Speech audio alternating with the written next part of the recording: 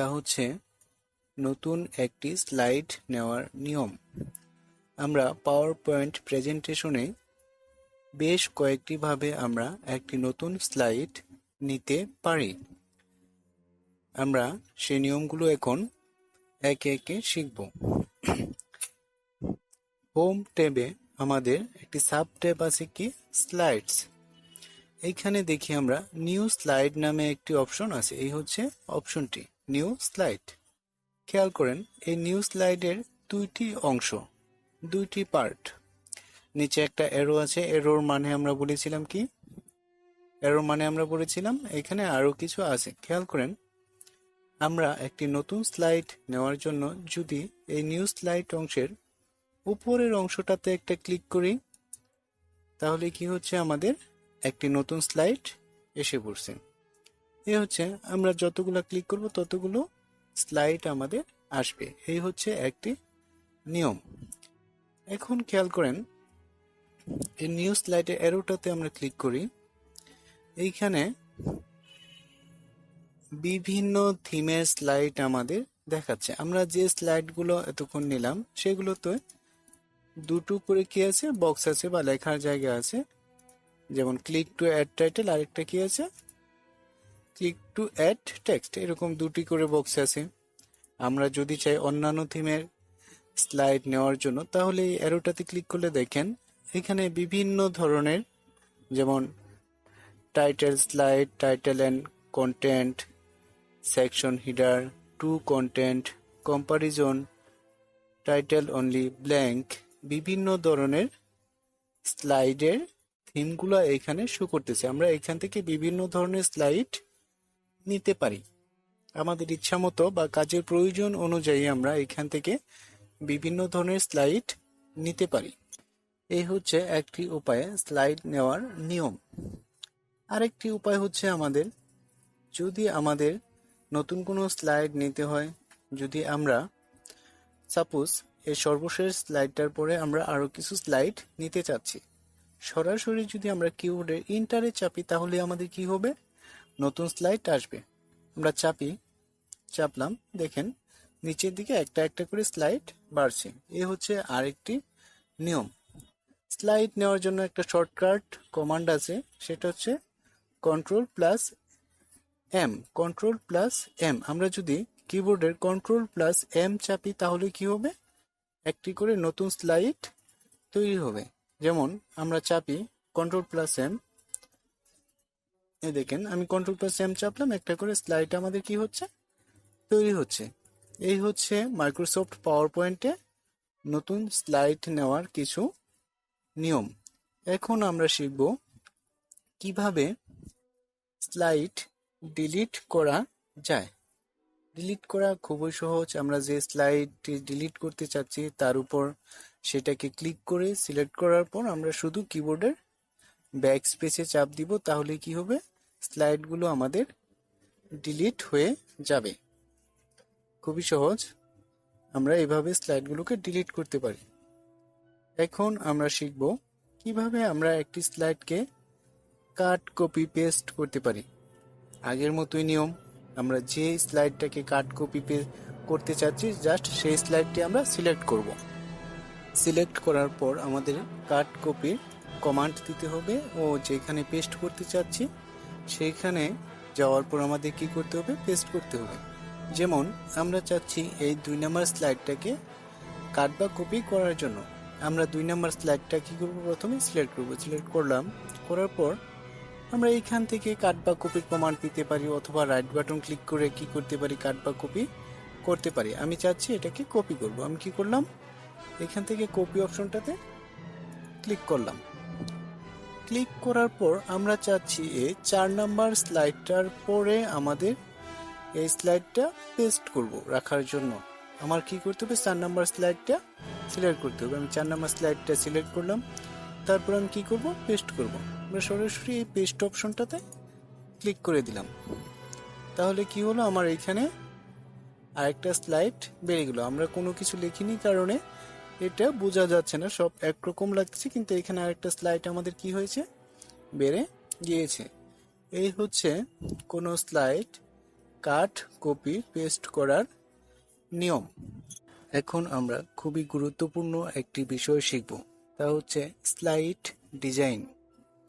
আমরা আমাদের পাওয়ার পয়েন্টের স্লাইডগুলোকে আমাদের ইচ্ছে অনুযায়ী বিভিন্নভাবে ডিজাইন করতে পারি। এজন্য আমরা ডিজাইন ট্যাবটা ব্যবহার করব। আমরা ডিজাইন ট্যাবটাতে ক্লিক করলাম। এই ট্যাবটাতে আমাদের স্লাইড ডিজাইন সংক্রান্ত বিভিন্ন বিষয় আমরা পাবো। এখানে দেখেন আমাদের প্রথমে সাব ট্যাব আছে থিম, তারপর আছে ভেরিয়ান্ট, তারপর হচ্ছে কাস্টমাইজ। খেয়াল করি থিমসের এইখানে আমাদের বিভিন্ন রকম থিমস এইখানে শো করছে। আমরা আমাদের স্লাইডের জন্য এই থিমগুলা ব্যবহার করতে পারি। এখানে বেশ কিছু থিম আমাদের আছে। আমরা যদি এই অ্যারোটাতে ক্লিক করি, আরো কিছু থিম আমরা কি করব পেয়ে যাব। আমরা ক্লিক করে দেখি, ক্লিক করলাম, দেখেন এখানে আরো কিছু থিম আমাদের আসলো। এখন আমরা শিখি কিভাবে আমরা এই থিমগুলোকে আমাদের স্লাইডের জন্য অ্যাপ্লাই করতে পারি।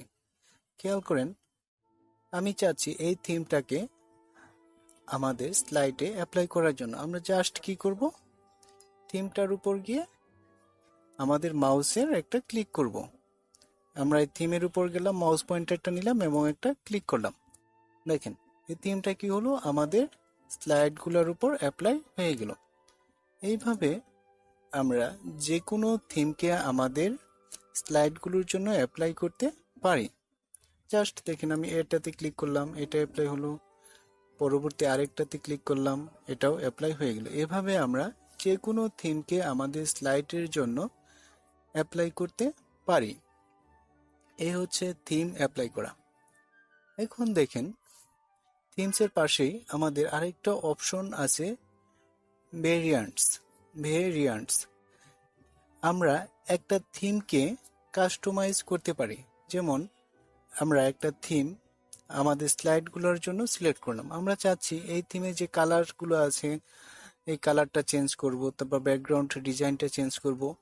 সেই কাজগুলো আমরা কি করতে পারি, এই ভেরিয়ান্টস অপশন থেকে করতে পারি। খেয়াল করেন এইখানে বেশ কয়েকটা ভেরিয়ান্টস দেখাচ্ছে। আমরা যদি এর উপর যাই, মাউস পয়েন্টার নেই, ক্লিক করি, তাহলে কি হচ্ছে দেখেন এই কালারগুলো ক্লিক করে দেখি এই কালারগুলো আমাদের কি হচ্ছে, এই থিমের উপর অ্যাপ্লাই হচ্ছে। তার মানে তার কালারগুলো চেঞ্জ হচ্ছে। আমরা আরো যদি ভেরিয়ান্টস বা আরো কাস্টমাইজ করতে চাই থিমটাকে, তাহলে আমাদের কি করতে হবে, আমরা এই ভেরিয়ান্টস এর এই অ্যারো অপশনটাতে ক্লিক করতে হবে। আমরা ক্লিক করলাম, দেখেন এখানে আমাদের প্রথমে আছে কালার অপশনে মাউস পয়েন্টার নেওয়ার সাথে সাথে আমাদের অনেকগুলো কালার আসলো। আমরা যদি এখান থেকে আমাদের পছন্দ অনুযায়ী যে কোনো কালার আমরা দিতে পারি। তারপর ফন্ট এখান থেকে সিলেক্ট করার প্রয়োজন। তারপর আছে ইফেক্ট, আমরা বিভিন্ন ইফেক্ট এখান থেকে সিলেক্ট করতে পারি। একইভাবে তারপর আছে আমাদের ব্যাকগ্রাউন্ড স্টাইল। আমরা যদি থিমের ব্যাকগ্রাউন্ড স্টাইলটা পরিবর্তন করতে চাই, তাহলে এখানে মাউস পয়েন্টার নেওয়ার সাথে সাথে দেখেন কিছু স্টাইল আমাদের এসে পড়লো। আমরা এখান থেকে যে কোনো স্টাইল আমাদের পছন্দ অনুযায়ী সিলেক্ট করতে পারি।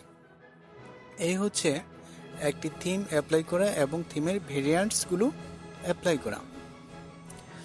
আমরা তাহলে শিখলাম কিভাবে একটি থিমকে আমরা সবগুলো স্লাইডের উপর অ্যাপ্লাই করতে পারি। এখন আমরা যেমন একটি থিমকে সকল স্লাইডের উপর অ্যাপ্লাই করলাম, ঠিক এইখানে আমাদের অনেকগুলো থিম আছে। আমরা পারি প্রতিটি স্লাইডের উপর এক একটা থিম অ্যাপ্লাই করার জন্য। প্রতিটি স্লাইডে আমি কি করতে পারি, আলাদা আলাদা থিম অ্যাপ্লাই করতে পারি। যেমন আমি এইখানে এই স্লাইডগুলোতে একই রকম থিম অ্যাপ্লাই করতে চাচ্ছি, আমি দ্বিতীয় স্লাইডটাতে চাচ্ছি আলাদা একটা থিম অ্যাপ্লাই করার জন্য। এটা নিয়ম হচ্ছে যেই থিমটার উপর আমি যেই স্লাইডটার উপর আমি আলাদা একটি থিম অ্যাপ্লাই করতে চাচ্ছি, সেই স্লাইডটি আমাদের কি করতে হবে, সিলেক্ট করতে হবে। সিলেক্ট করলাম, সিলেক্ট করার পর যেই থিমটি আমি এই স্লাইডের উপর অ্যাপ্লাই করতে চাচ্ছি সেই থিমের উপর আমার মাউস পয়েন্টারটা নিতে হবে। যেমন আমি চাচ্ছি 2 নাম্বার স্লাইডে এই থিমটি অ্যাপ্লাই করার জন্য। তার জন্য কি করতে হবে, আমার এর উপর এই থিমটির উপর মাউস পয়েন্টার নিতে হবে, আমি নিলাম। নেওয়ার পর মাউসের রাইট বাটন ক্লিক করতে হবে, ক্লিক করলাম। এখন এইখানে দেখেন রাইট বাটন ক্লিক করলে এখানে কয়েকটা অপশন আমাকে দেখাচ্ছে, অ্যাপ্লাই টু অল স্লাইডস। আমি যদি এটাতে ক্লিক করি তাহলে কি হবে, এই থিমটা সবগুলো স্লাইডের উপর অ্যাপ্লাই হয়ে যাবে, তার মানে সবগুলো স্লাইড আবার এই থিমে রূপান্তরিত হয়ে যাবে। আবার আমরা কি করতে পারি, নিচে যে অপশনটা আছে তা হচ্ছে অ্যাপ্লাই টু সিলেক্টেড স্লাইড। আমরা যদি এই অপশনটাতে ক্লিক করি তাহলে কি হবে, আমি যে স্লাইডটা শুধু সিলেক্ট করেছি তার উপরেই এই থিমটা অ্যাপ্লাই হবে। আমরা কি চাচ্ছি, আমরা চাচ্ছি যে স্লাইডটা আমরা সিলেক্ট করেছি তার উপরেই শুধু এই থিমটা অ্যাপ্লাই করা যাবে। তাহলে আমরা কোনটা করব, আমরা অ্যাপ্লাই টু সিলেক্টেড স্লাইডস এই অপশনটাতে ক্লিক করব। আমরা ক্লিক করলাম। তাহলে দেখি আমাদের 1 নম্বর থিমটা কি হচ্ছে, এক নম্বর স্লাইডটা আমাদের একটি থিমের আছে এবং পরবর্তী স্লাইডটা কি হলো, আমাদের আলাদা একটি থিমের হয়ে গেল। এইভাবে আমরা প্রতিটি স্লাইডের উপর আলাদা আলাদা থিম অ্যাপ্লাই করতে পারি।